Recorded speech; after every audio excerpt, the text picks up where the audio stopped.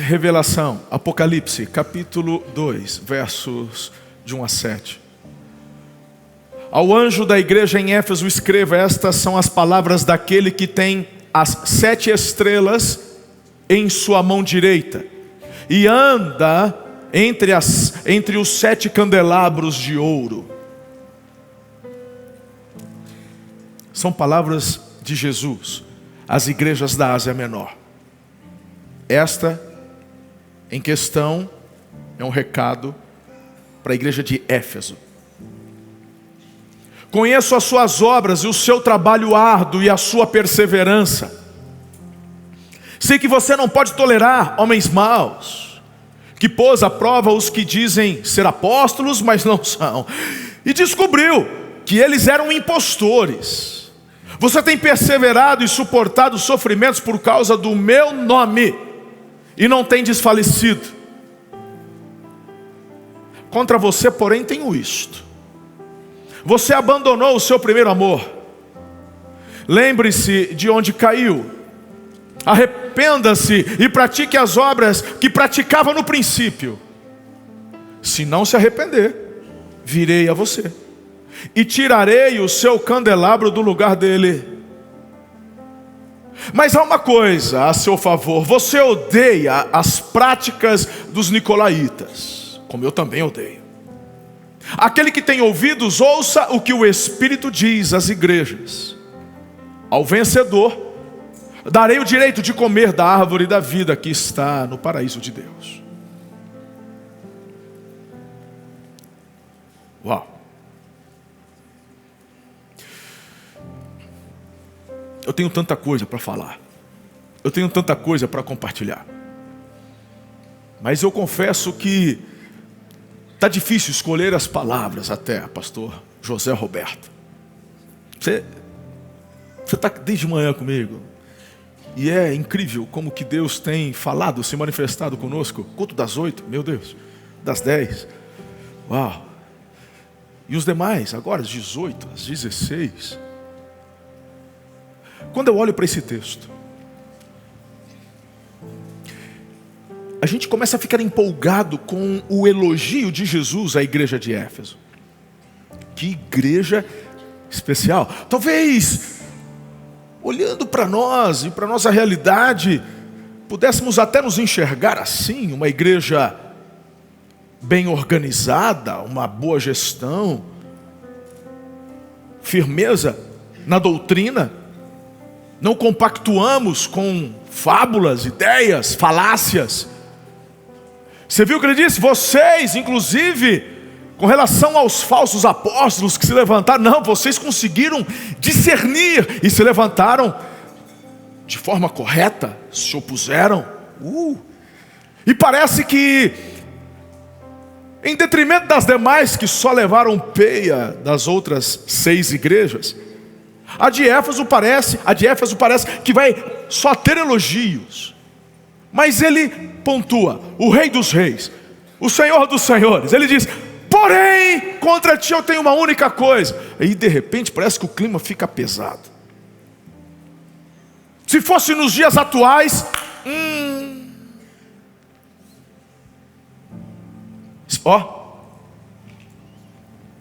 pode ver, deve ter sido traição, porque ele está falando ao anjo da igreja, sim ou não? Então não é um ser celestial, está falando de autoridade, é do pastor, é da autoridade da igreja, é o pastor, é Jesus trazendo uma revelação para o apóstolo João. E nesta revelação ele entrega um recado a estas 7 igrejas. Ao anjo da igreja diz, e depois do elogio fala: tem coisa aí. Imagine esse recado chegando para a igreja, para a congregação, a turma cutucando. Falei, esse pastor aí não me enganava não, tem treta, tem coisa errada. Mas é impressionante, porque ele não está falando com relação apenas ao pastor. Óbvio que o pastor, ou melhor, a igreja é um reflexo do seu pastor. Lá em 2008, quando eu tive uma experiência profunda com o Espírito Santo, o Espírito de Deus, eu estava trancado no meu gabinete sozinho, de uma experiência tão extraordinária, uma visitação da parte de Deus, eu achei inclusive que fosse morrer. 2008. E o Senhor trouxe algo ao meu coração. Ele disse: só muda a igreja depois que primeiro mudar o pastor. Eu já compartilhei isso. Eu não me recordo, mas acho que eu até testemunho isso no meu livro, Você é a Resposta, se não me falha a memória. Mas muitas vezes já falei, Deus falou, só muda a igreja depois que mudar o pastor. Eu falei, uau, eu quero viver um avivamento. Muito do que vivemos hoje é reflexo, inclusive, daquela experiência que eu tive. Então, sim, o Rei dos Reis, o Senhor dos Senhores, manda um recado ao anjo da igreja. Ele diz: tenho contra ti algo bem pontual. E é claro que a partir do líder, isso reverbera sobre toda a igreja. Não era adultério. Não, está tudo bem nessa parte aí, até onde sabemos. E a acusação é tão grave que ele diz assim: tenho, porém, contra ti isso, você abandonou o teu primeiro amor. Nessa hora, é interessante, lá na igreja, na congregação, tudo, ô louco, aqui está fazendo tempestade em copo d'água. O pessoal estava até assim, e até deitaram um pouco na cadeira. Falaram, primeiro amor, ô louco, que exagero. Quem que está falando isso daí? Ué, é aquele que tem autoridade para tirar essa igreja do lugar dela. É interessante porque se o pecado é um adultério, se o pecado é roubo, está todo mundo assim, o que está dizendo? Qual é a acusação? Aí quando ele diz, você abandonou o teu primeiro amor, não é nem tão grave assim. Achei que fosse uma coisa mais bombástica.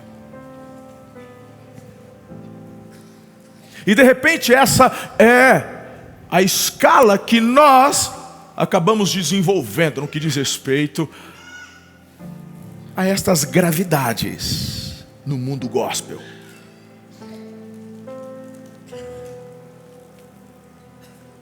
Mas deixa eu te dizer uma coisa, pouco me importa o que a internet fala, pouco me importa a tua opinião, o que está em jogo aqui é o que o dono da igreja está dizendo para a igreja. E o dono da igreja é o que deu a vida por ela. Quando eu falo dono da igreja, porque ele comprou a igreja com o seu sangue. É Jesus, Rei dos Reis, Senhor dos Senhores. É Ele quem traz a revelação. Se você, por acaso, vier até conjecturar, mesmo que nem é tão grave assim, o abandono do primeiro amor, eu queria que você pelo menos me desse a oportunidade de explicar um pouco mais, a fim de levá-la a uma reflexão de que a consequência abordada e entregue por Ele é muito mais profunda do que a gente imagina. Ele diz: se não se arrepender, é caso de arrependimento, virei e tirarei o teu lugar do candelabro.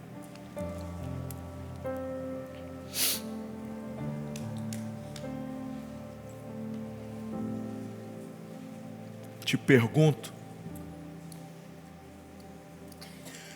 se você for para a Ásia,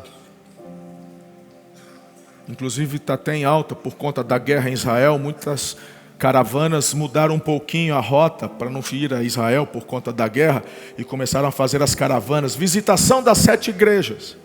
Viram já a propaganda de caravana das 7 igrejas? A pergunta que eu te faço, onde elas estão?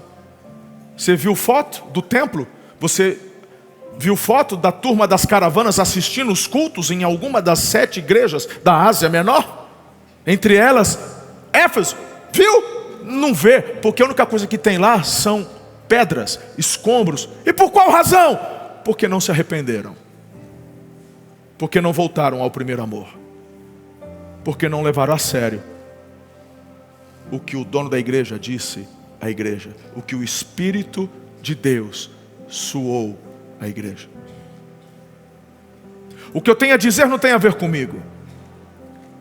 O que tem a dizer não tem a ver apenas com a placa dessa igreja. Não, Tem a ver com o propósito maior para o qual você e eu fomos chamados. Tem a ver com a tua filha que está chegando daqui a pouco do encontro. Eu vi elas lá. Eu sei o que elas estão recebendo. Eu sei o que aconteceu hoje cedo em uma das ministrações. Eu sei quais foram as lágrimas delas lá. Eu sei, eu vi. Eu sei quais têm sido, pelo menos um pouco, das dores que elas têm passado. Eu sei. Já tomei os testemunhos. É sobre isso que a gente está falando. Não é sobre você simplesmente frequentar um culto evangélico e estar numa igreja aos domingos. Não é sobre você trazer seus dízimos, não é sobre você dar ofertas. É sobre o que Deus quer fazer com a humanidade. E esse plano já foi compartilhado desde o Gênesis. O problema é que quando você se afasta do primeiro amor, esses princípios perdem forças. O nosso Deus é um Deus geracional. Claro que Ele te ama, mas Ele ama também quem veio antes de você e ama muito quem vem depois de você. Você entendeu? Você não é a única pedra no tabuleiro. Deus está de olho em todas as gerações. Por quê? Porque Ele amou o mundo de tal maneira, ao ponto de dar a vida do seu único filho, seu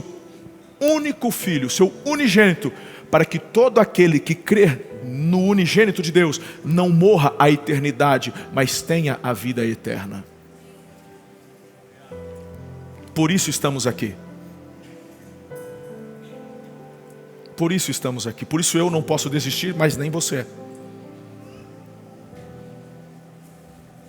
Por isso você precisa dessa mensagem, porque a pergunta que eu faço é não como você vai receber as suas filhas, que eu estou vendo balões, eu estou vendo bexiga, eu estou vendo pessoas animadas, eu estou vendo vovô, vovó, titio, tem muita gente que veio para recebê-las. Eu sei que a recepção aqui vai ser uau, mas eu quero saber como é que vai ser a semana que vem em casa. Eu quero saber como é que vai ser o mês que vem. Eu quero saber como que vai ser o ano que vem, a vida de vocês dentro de casa. Eu quero saber quando ela chegar em casa, chorando, magoada, ferida, depressiva, o que você, mãe, vai fazer o ano que vem. Como você vai ajudá-la. Como você, pai, vai conversar com ela sobre as questões profundas que ela precisa falar e compartilhar. Vai mandar para o pastor, para a pastora Karen, para a pastora Letícia, para a pastora Bia, para a pastora Dani, para a pastora Ana. Porque pastora não falta, tem bastante, graças a Deus. Mas quando você está imerso no primeiro amor, a primeira fonte de socorro é você. Quando você está imerso no relacionamento com Deus, quando você consegue discernir a presença manifesta de Deus, quando você tem acesso ao peso da glória do Senhor. Vem cá, filha, comigo. Eu posso talvez não entender da psicologia, eu posso talvez não entender de toda a teologia, eu posso não entender do que os nossos bispos e pastores e líderes entendem, mas eu entendo de uma coisa: o mesmo Deus que eles servem queima e arde dentro de mim. Vem cá. Eu posso não ter todo o conhecimento, eu posso nem saber o que você já sabe que estuda, porque eu nem estudei o que você já estudou, mas eu sei de um Deus que pode todas as coisas. Vem cá, filha, deixa eu ungir você, porque a glória do nosso Deus vai te visitar. Talvez só o fato de eu falar algo assim deixe você, pai, estremecido. Porque só o fato de você ser chamado no almoço pela esposa para orar já deixa você nervoso. As mãos começam com sudorese. E você diz: não, ora você aí. Isso não tem a ver com timidez, tem a ver com o fato de você não desenvolver o teu relacionamento com Deus. Talvez você já fez isso no passado, mas por tantas coisas que sobrevieram à sua vida, você simplesmente parou de investir naquilo que é mais importante. Tua empresa cresceu, você cresceu no seu trabalho, você foi promovido, você, conseguiu novos cursos, incrível, mas e o teu primeiro amor?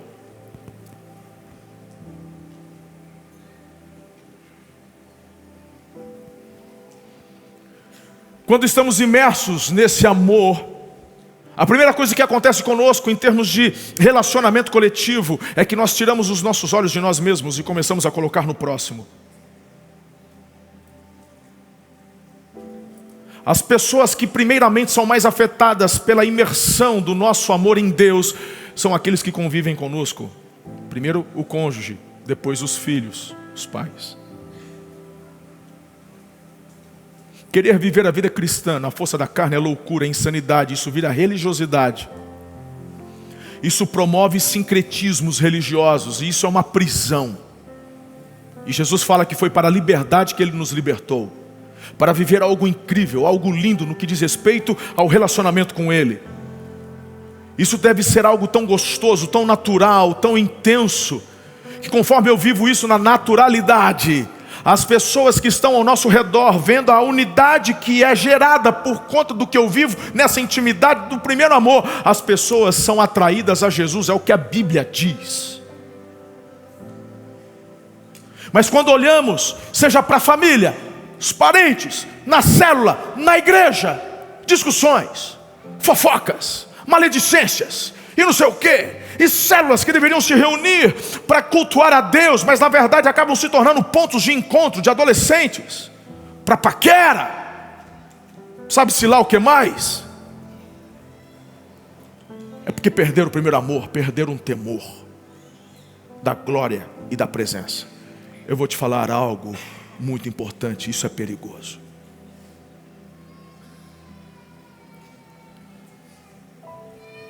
Usar a igreja. Eu estou falando para mim. Conversava com o bispo Fabrício Miguel ontem, em Brasília. Sexta-feira à noite, estávamos numa sala, a sós, conversando. Assim como nós, Fabrício Miguel tem um ministério incrível em Fortaleza. Uma igreja gigantesca, como a nossa. Milhares de membros. Agora compraram um novo espaço, uma antiga faculdade, estão agora em transição, construindo a igreja, fazendo uma tenda para, 3, 4 mil pessoas. E falávamos de coisas básicas de gestão. Eu amo muito Fabrício, eu me identifico muito com ele. E é impressionante porque falávamos de algo sobre o zelo pela coisa de Deus. O temor que temos de mexer nas coisas de Deus. Apesar de sermos bispos, ele também é um bispo. Apesar de termos quase uma centena de pastores debaixo da nossa cobertura, da nossa liderança, de milhares de pessoas, de sermos o presidente de toda a instituição, de termos autoridade para as delegações daquilo que é necessário fazer, desde compras, contratações e etc. Falávamos sobre o quanto isso nos assombra, porque não tem a ver conosco, tem a ver com aquilo que é do Senhor. E ao mesmo tempo falávamos, nada é nosso. É muito parecido nossas igrejas. Não tem nada no nosso nome.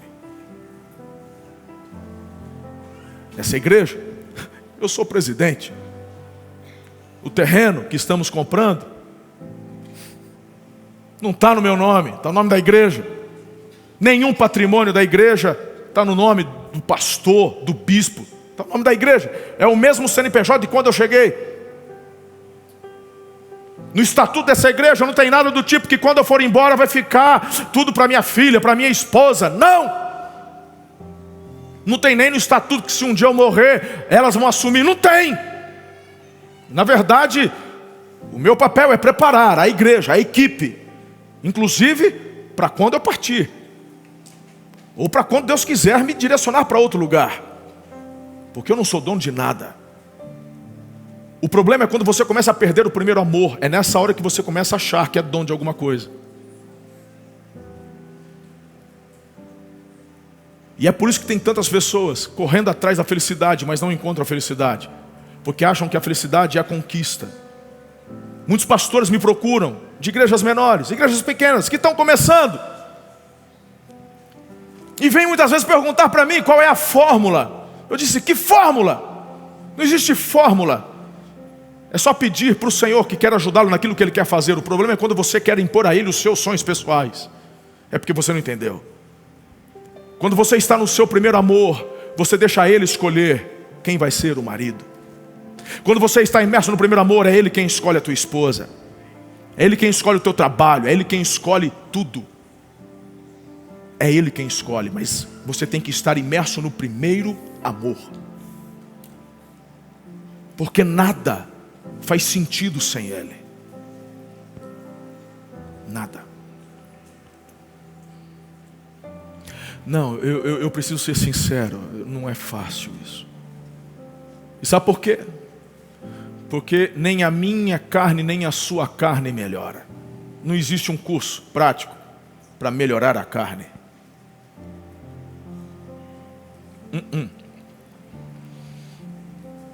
O problema é que no sincretismo religioso as pessoas querem marcar pontos com Deus sendo uma boa pessoa. No sincretismo religioso as pessoas acham que estão marcando os pontos com Deus. Não, eu sou dizimista fiel. Não, porque eu dei uma oferta gorda esse mês. Então, vai chegar. Não, pera, você não entendeu nada. Você não entendeu nada. Não, porque esse mês eu não pequei. O quê? Eu já ouvi isso. Verdade. Tem hora que vocês acham que eu estou inventando as coisas, eu não invento.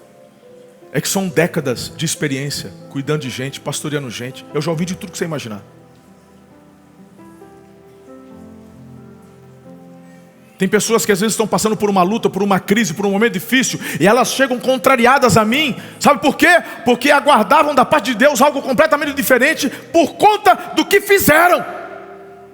Não porque eu fui uma boa pessoa. Olha, eu estava até com um problema, eu falei com Deus, eu abri mão da pornografia, eu abri mão disso aqui, eu nem briguei com a minha mulher. E como é que isso vai me acontecer agora? Agora que eu melhor acontece isso. E essa mentalidade de relacionamento religioso. Mas a Bíblia, veja o que Jesus está falando para o líder da igreja. Vocês são tão perfeitinhos, só tenho algo contra vocês. Abandonaram teu primeiro amor. Ele não está dizendo vocês são desviados. Ele não está dizendo vocês não frequentam a igreja. Ele não está dizendo vocês não ofertam, vocês não alavancam, vocês não crescem, vocês não avançam. Não, ele diz vocês abandonaram o primeiro amor. Vocês muitas vezes gostam mais do ministério do que o Senhor do ministério. Amam mais estar na igreja do que adorar o Senhor da igreja. Por isso que eu começo esse momento falando: traz para eles o peso da tua glória. Sentir um pouco de temor. Pede para Deus. O que o bispo está falando que eu nem sei o que é isso? Eu estou começando a ficar com medo. Eu vim visitar, minha filha chamou para vir buscar minha neta aqui. O que esse doido está falando para ter medo de Deus? Eu não falei medo, eu falei temor. Lembra da experiência que eu falei que eu tive com Deus no gabinete sozinho? Foi 2008. 2008, sabe como é que foi? Eu estava ali para preparar o sermão para a noite, que era uma quarta-feira. Naquela época eu tinha uns cultos às quartas-feiras à noite. E eu não tinha preparado o sermão. E eu então olhei para a gaveta, um fichário. E naquele fichário tinha vários sermões. E eu fui procurar um para pregar de novo. Ou algum que eu tivesse que eu não teria pregado para de noite. E quando eu fui abrir a gaveta, eu ouvi uma voz. E essa voz disse assim: o que mudou? Eu achei que era coisa da minha cabeça. Mas eu tive a impressão de ter sido uma voz audível. Mas é no primeiro andar, não tinha ninguém em volta, não tinha ninguém na rua. Acontece que nas últimas 3 quartas-feiras anteriores, eu havia falado e pregado sobre avivamento. De um esboço que eu havia ganho de um colega pastor. De uma mensagem que ele ouviu na Argentina. Traduziu para o português e entregou o esboço para os seus colegas. Eu tinha essa guardada e por 3 quartas-feiras eu falei sobre avivamento. E a hora que eu fui procurar uma outra mensagem, não que eu estava sentado na Bíblia procurando uma mensagem, eu fui querer procurar um esboço pronto. Eu tinha 30 anos de idade, era pastor há 3 meses nessa igreja. Tinha por volta de 250 pessoas, 300 pessoas. E aí, como eu achei que era coisa da minha cabeça, eu voltei de novo para o fichário. E quando eu fui para o fichário, a voz veio de novo e falou assim: o que mudou na sua vida? Nessa hora eu não tive dúvidas, não era da minha cabeça, não era ninguém de fora, era Deus. E nessa hora eu caí de 4 apoios, sozinho no gabinete, no meu escritório. A hora que eu estava de 4 apoios, a voz veio pela 3ª vez. E aquela voz disse assim: nem você acredita no que você pregou. Nessa hora eu perdi a força dos braços, das pernas, e eu caí de rosto no chão. E um temor tão grande tomou conta. Eu não conseguia levantar a minha cara do chão. Eu só chorava, mas era um choro que doía na alma. Eu não estou dizendo que eu via alguma coisa, mas a impressão que eu tinha, que eu não conseguia virar a cabeça, é que alguém estava em pé do meu lado. A porta estava trancada, eu estava sozinho. E a outra impressão que eu tinha é que se eu levantasse a cabeça, eu morreria. E aquele choro me doía na alma. E começa a passar um filme na minha cabeça. E o filme relatava o dia em que eu me rendi a Jesus. E nesse filme, nessa retrospectiva, vinha à minha mente as experiências que eu havia tido com Deus logo após a minha conversão. Nessa retrospectiva vinham as experiências que eu tive nas vigílias, nas madrugadas, muitas vezes, sabe, num lugar que era um sítio, uma chácara, e eu me recordo, e tudo aquilo passando, me recordei de quando disse sim, de quando fui para o seminário. Eu comecei a recordar de tantas fases, em frações de segundos. E quanto mais eu recordava das experiências anteriores, mais doía. Parece que me faltava o fôlego. E aquela impressão de que alguém está do lado. E aquela impressão de que se eu levantar a cabeça eu morria.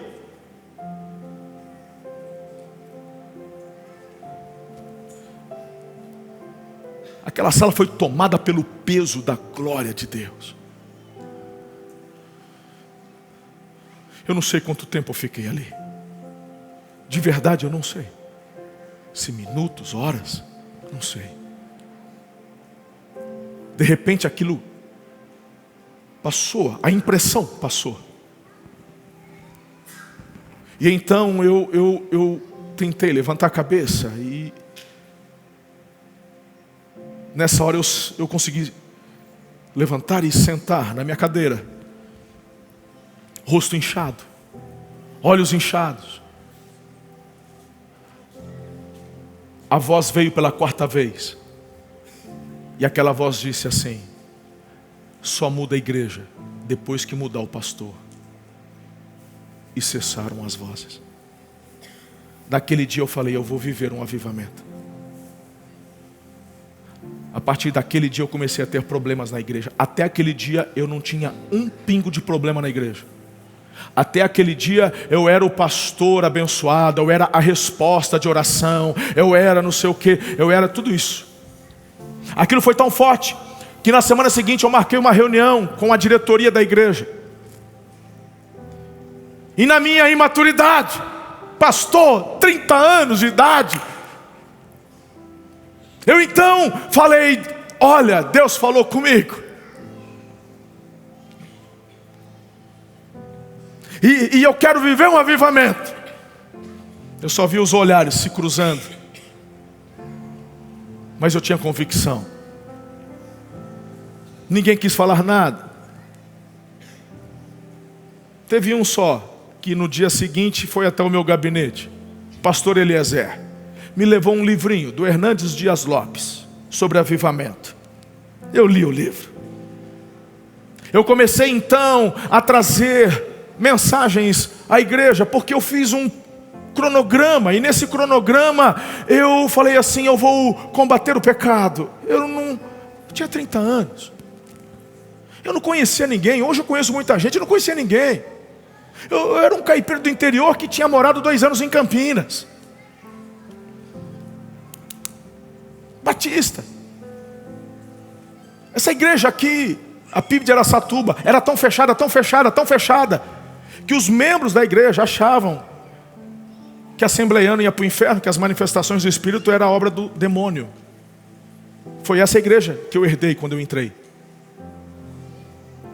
Quando eu cheguei aqui, eu tinha casais, membros da igreja, cujos filhos estavam nas outras, porque nem ambiente para eles tinha. Essa foi a igreja que eu herdei. E de repente eu estou lá, porque eu fiz um cálculo lógico. E eu fiz assim, bom, eu vou combater o pecado, com o objetivo de gerar santidade. Santidade gera intimidade, e na intimidade com Deus, no relacionamento, eu acho que vai ter um derramar de poder. Eu já derrapei na primeira. Eu comecei a falar de maledicência, comecei a falar de fofoca. Uma senhorinha de 65 anos chegou e meteu o dedo na minha cara. Tu não viu que esse assunto já deu, não? Eu passei por isso. 2008. Mas o que eu experimentei naquele escritório, naquele gabinete, o peso da glória de Deus. Eu não orei em línguas, eu não falei em línguas, eu era um tradicional. Mas algo aqui dentro, por conta da presença, rompeu. Eu nem sabia o que, nem como. Mas o peso daquela glória me fez mergulhar. Eu não parei. Os problemas se multiplicaram. Em outubro daquele mesmo ano, 2008, numa assembleia, quiseram me tirar da igreja, me expulsar da igreja. E eu quase entreguei os pontos. Seu pai era meu vice-presidente. Seu pai estava sentado comigo. Eu no meu espírito falava para Deus, eu não aguento mais. E Deus tomou o teu pai para chegar no meu ouvido e falar, aguenta mais um pouco, vai passar. Faz 17 anos, parece que foi ontem.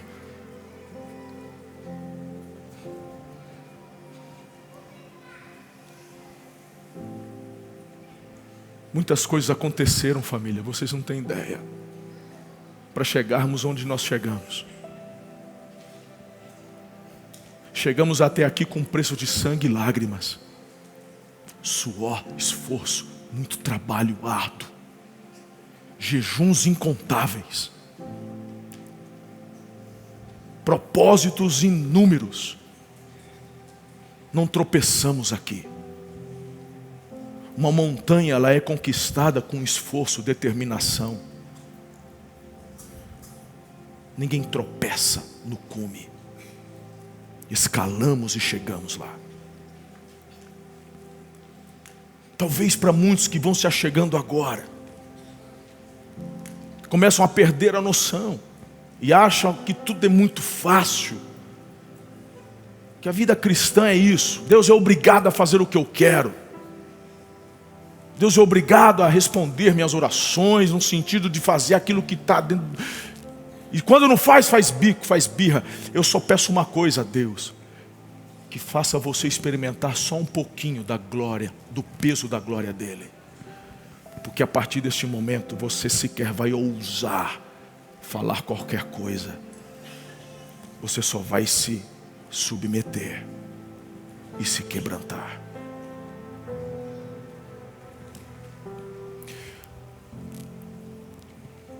Talvez eu esteja falando com pessoas aqui que nunca experimentaram isso antes. Talvez eu esteja falando com pessoas aqui que estão acostumadas com a guerra. Veja a diferença de Josué e Moisés. Os dois são homens incríveis. Os dois tementes a Deus. Os dois amam o Senhor. Só que Moisés aprendeu a discernir a presença manifesta e começa a interagir com a presença manifesta, ao ponto que Josué, ele só vai para as batalhas, só para as batalhas, só para as batalhas. Os dois são amados por Deus. Só que chega uma hora que Deus diz assim para Moisés: é Josué quem vai conquistar, é Josué quem vai levar meu povo à terra. E Deus diz: sobre este assunto não falo mais contigo. Deus recolhe Moisés e agora Josué lidera.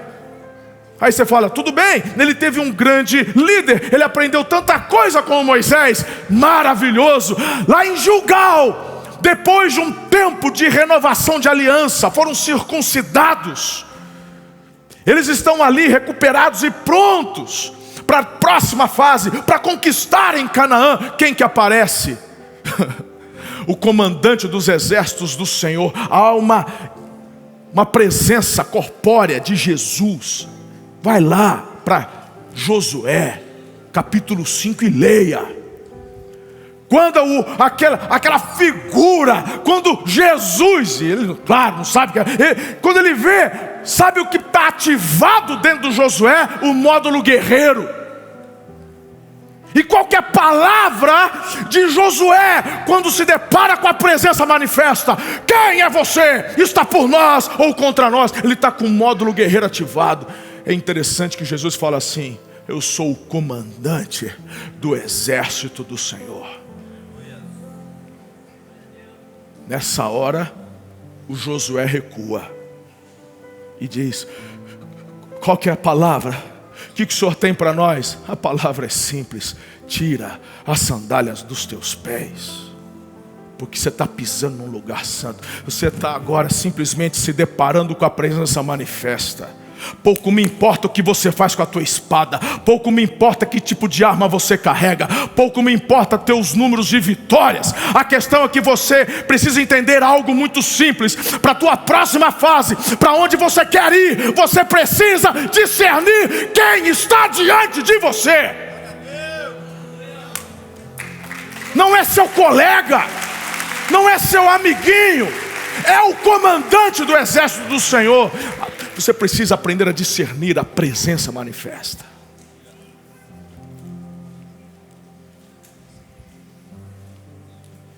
Talvez seja essa a razão pela qual Deus te segura ainda em Gilgal. Talvez seja essa a razão porque faz décadas que você está pedindo para Deus conquistar Canaã, mas não consegue sair do lugar. Porque você é só um guerreiro.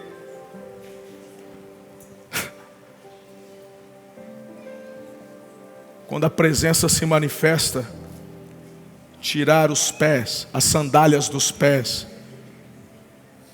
é humildade, é reconhecimento de algo maior.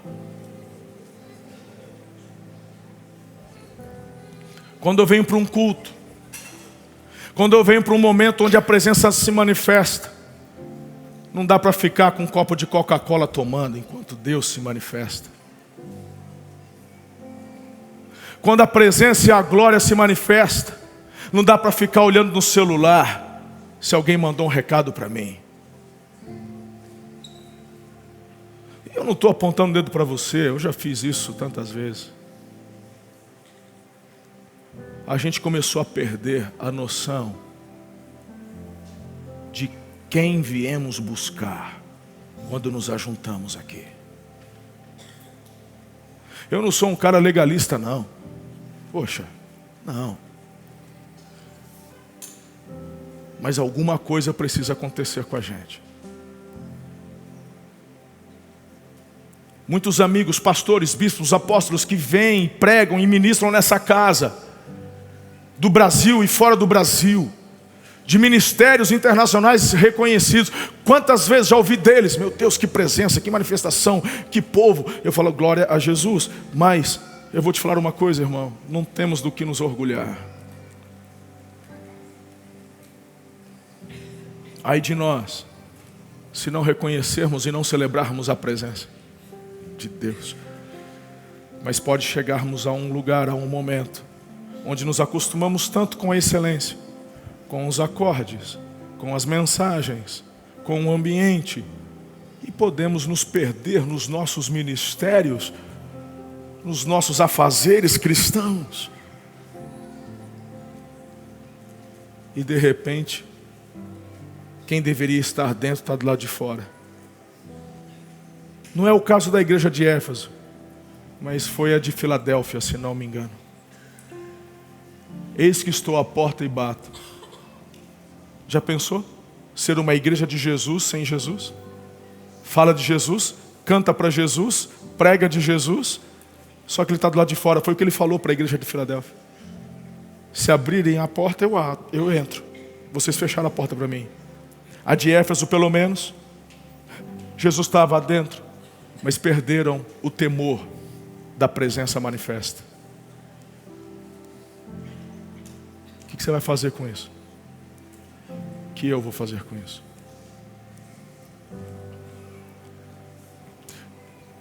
Só tem uma direção. Jesus fala: volte para onde você caiu. Ele não está dizendo assim: você agora tem que fazer 5 jejuns, agora você tem que fazer 10 dias não sei o quê, olha, agora você tem que fazer um propósito assim. Ele só está falando: volta onde você caiu. Volta para aquele lugar que você era apaixonado por mim. Volta para aquele lugar onde você me via em todos os detalhes. Volta para aquele lugar que você não podia ver um passarinho voar, que você falava: Senhor, como tu és belo, como o Senhor é maravilhoso. Volta para aquele lugar que quando você assistia ao pôr do sol, você falava: você está se exibindo para mim, Pai, que incrível, o Senhor é tão extraordinário. Volta para aquele lugar.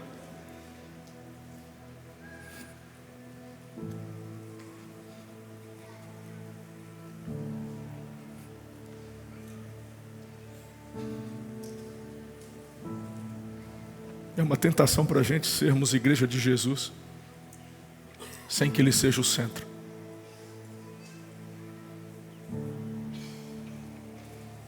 Eu não quero. Eu não quero. Nesse ano de 2008,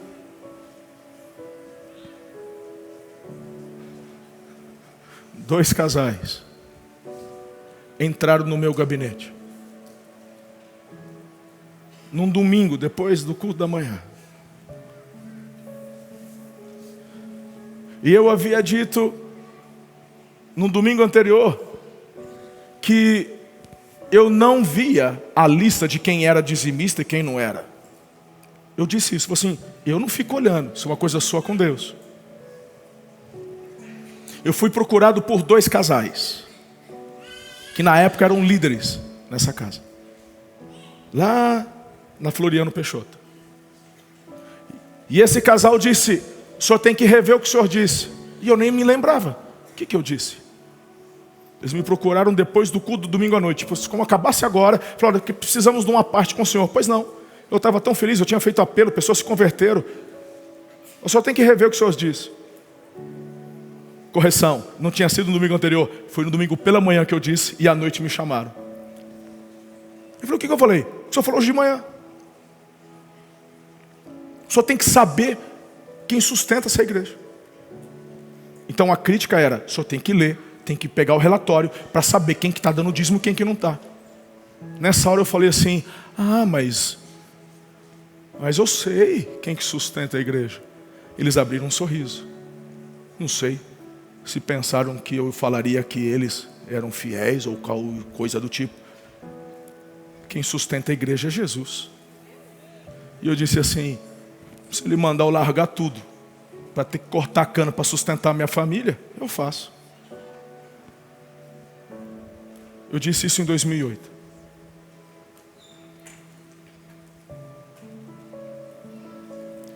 E eu ecoo essas mesmas palavras hoje. Porque nada se compara à presença dEle. Eu celebro o que Deus me dá. Fruto das colheitas.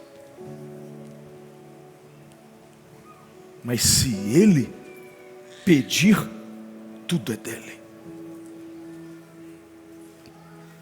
Se Ele pedir as minhas coisas pessoais, o meu carro, minha casa, as minhas empresas, tudo é dEle.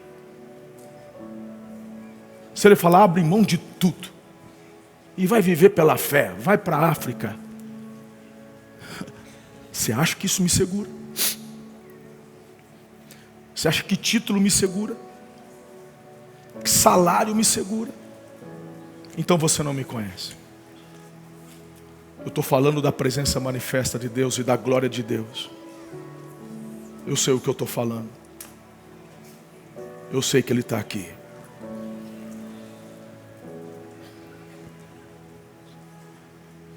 Eu renovo a minha aliança com o meu primeiro amor, com o meu Deus. E amanhã eu vou renovar de novo. E o mês que vem eu vou renovar de novo. E o ano que vem eu vou renovar de novo. Até o dia que Ele falar: vem comigo. Deu. Eu estou te chamando para você renovar o seu primeiro amor todos os dias com Jesus. Talvez a tua filha que vai chegar daqui a pouco, ela está apreensiva. Como que vai ser em casa? Talvez diante do que ela recebeu e das decisões que ela tomou lá, ela está apreensiva de como vai ser a aceitação. Mas, uau, imagine Jesus surpreendendo ela, porque você vai recebê-la diferente. Porque você vai renovar o seu primeiro amor com Ele. E quando ela chegar, você simplesmente vai estar em êxtase. Não vai ser só uma celebração de encontro. Vai ser uma celebração de propósitos. Pastor, eu acho até bonito o que o senhor falou, mas eu sequer tenho noção do que você está dizendo. Nunca vivi isso. Experimente. Ele é real. Fala assim, se o que ele está falando é verdade, Deus, me toca aqui onde eu estou. Move aqui dentro, fala comigo. Eu sei que quando a gente está num período de estio, de sequidão, ouvir uma mensagem dessa parece que tem até um efeito contrário. Parece que a gente começa a sentir até uma certa raiva aqui dentro. Porque a gente queria até viver, a gente queria até experimentar, a gente queria até mas não, parece que não flui, está seco. O senhor já passou por isso, bispo? Já. O que eu faço então? Não desista. Seja sincero. Diga, Pai, eu estou duro aqui por dentro. O bispo está lá todo emocionadinho. Eu estou ouvindo, tem até coerência no que ele está falando. Ele não falou nada fora da Bíblia. Mas eu confesso que eu não estou sentindo nada. Mas se esse negócio de peso da glória, de presença manifesta, se isso é real, eu te amo. Eu entreguei minha vida ao Senhor. Me leva nessa direção. Talvez você vai sair igual. Mas fala para Ele isso. Amanhã, fala de novo. Na terça, fala de novo. E fala de novo. E fala de novo. Quando você menos perceber, algo vai acontecer. Fala assim, só me visita com o peso da tua glória. Bispo, mas eu tenho medo. Olha para mim, tem medo não. Lembra do Moisés? Quanto mais ele tinha intimidade com a manifestação da presença, algo dentro dele o fazia pedir por mais. Ele falou assim, deixa eu ver tua glória. Deixa eu ver tua glória. Aí Deus falou assim, não pode. Mas eu quero. Mas você não pode. Mas eu quero. Ele tem uma experiência tão forte com Deus que quando ele desce do Sinai, o rosto dele brilhou por dias e dias e dias. Reflexo da manifestação da glória. Sabe aquele brilho no teu olhar que as pessoas falavam, que faz tempo que ninguém fala? Você não precisa ir até o Egito procurar o Sinai. O véu se rompeu. Você pode ter essa experiência hoje, agora. Quero orar com você. Coloque-se em pé.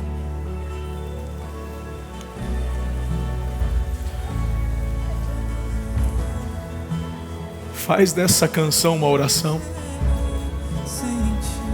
Ei, deixa o acusador ficar apontando o dedo para você não. Para de ficar pensando nos teus erros, nos teus pecados, no que... Ei, para!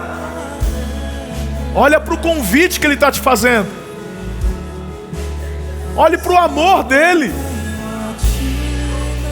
Se você não é merecedor, nem eu sou, mas Ele decidiu.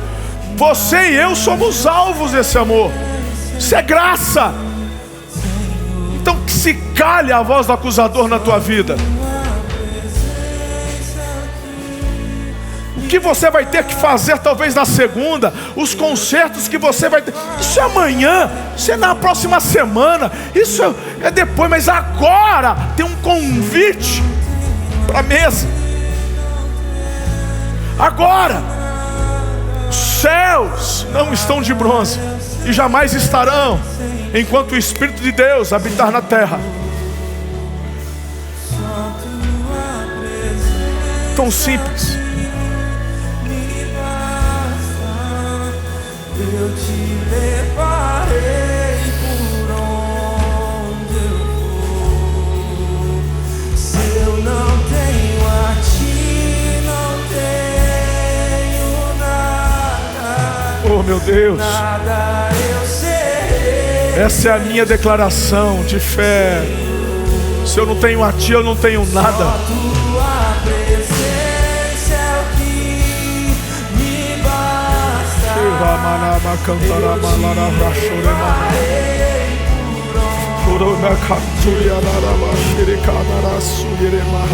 tua presença é o que me basta.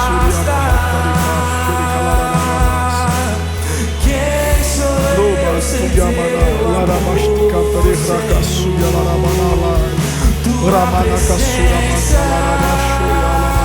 é o que me basta. Quem sou eu sem teu amor, Senhor?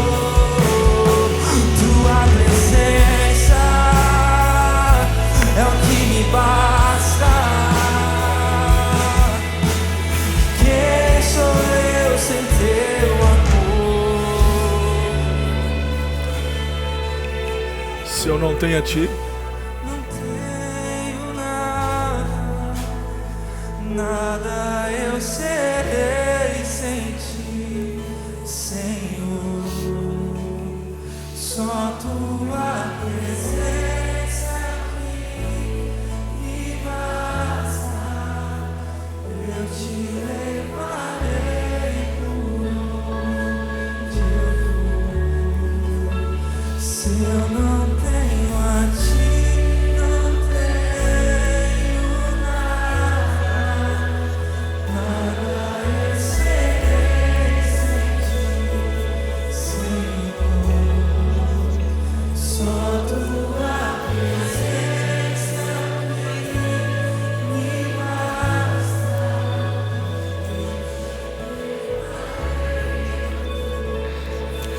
eu libero nessa noite decretos espirituais sobre a sua vida. Decretos onde as fontes das águas se abrirão diante de você. Eis que eu, o Senhor, coloco uma nova porta diante dos teus olhos.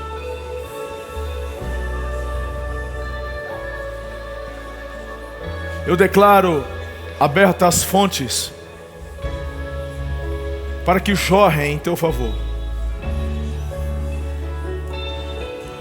A fonte da vida, a fonte da presença, da graça, do favor. É como se diante de você começasse a brotar uma água cristalina. E essa água começasse a jorrar. E ela começasse a subir, e em instantes você se vê submerso nessa água cristalina. É a presença dele. Nestas águas você navega, você mergulha. Nestas águas existe cura. Nestas águas existem renovação, restauração, libertação. Nestas águas existem favor. Estas águas saciam a sede.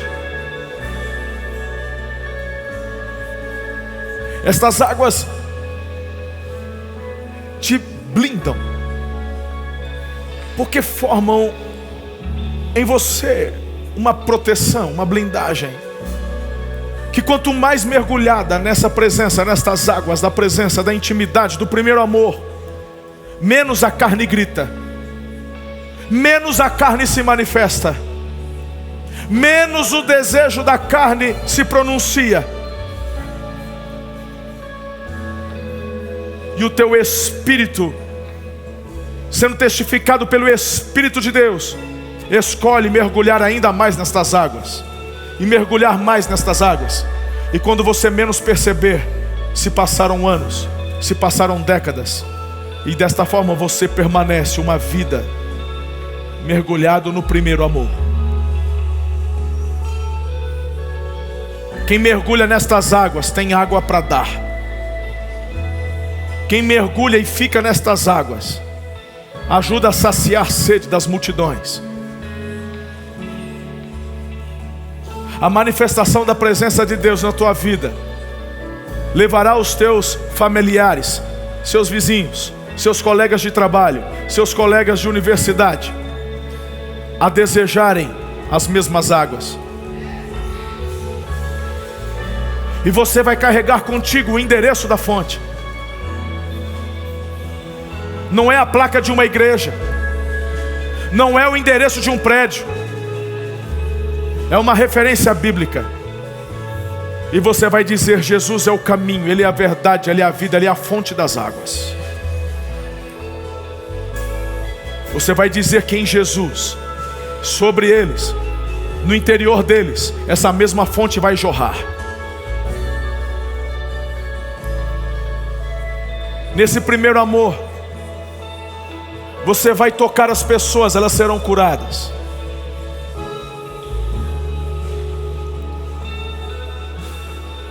Eu estou vendo você numa festa de família.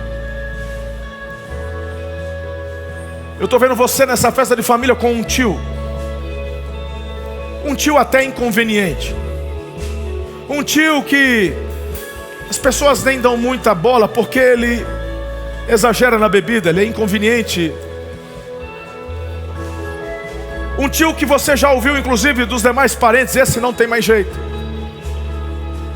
Um tio, eu estou vendo isso, eu vejo essa imagem, você numa mesa, numa refeição, em família, e as pessoas se levantam, mas você está sentado nessa mesa de forma proposital, ouvindo o que esse tio tem a dizer. E no começo ele não fala nada com nada. Você até tem na carne aquele apontamento, o desejo de levantar, porque está perdendo tempo. Mas você, a partir de hoje, está imerso. Eu estou vendo esse tio ter um encontro com Jesus, tão somente porque você vai dar a ele um amor que na carne não conseguia dar, mas porque está no primeiro amor, você vai ser os ouvidos de Jesus nessa mesa com ele. Não é, preste atenção, o que vai mexer com esse tio. Eu estou vendo isso, eu não sei, é tão específico, não é o que você vai falar, não é o que você vai pregar, é o que você só vai ouvir e com os teus olhos observar.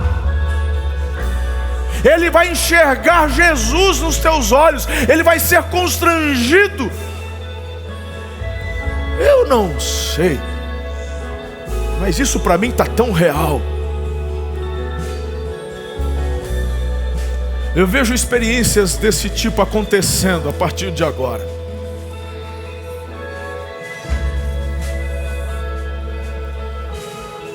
Um senso de propósito tomando conta do coração da igreja Amor e Cuidado. Eu não vejo mais como expandir ainda mais esse lugar, mas eu vejo novos campos se espalhando pela cidade.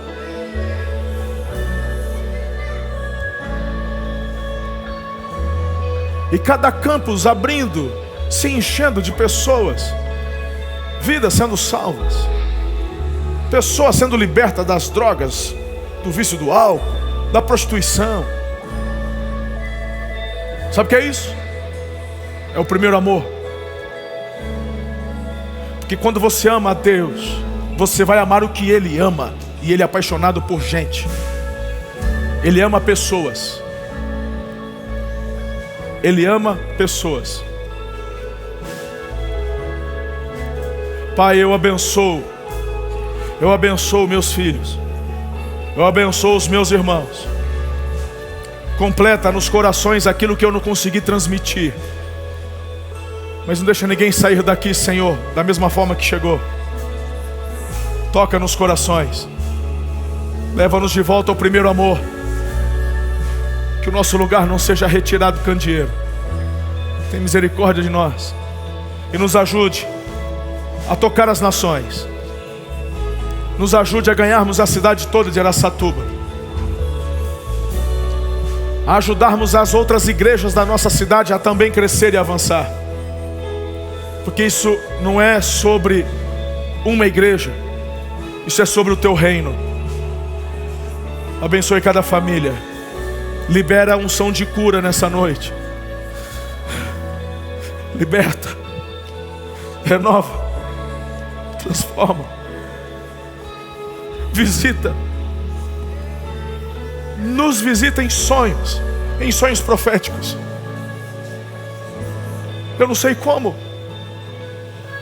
mas queremos ter uma experiência com a tua glória e com a tua presença manifesta. Eu quero, e muitos dos meus irmãos aqui querem. Eu te abençoo, em nome de Jesus. Amém.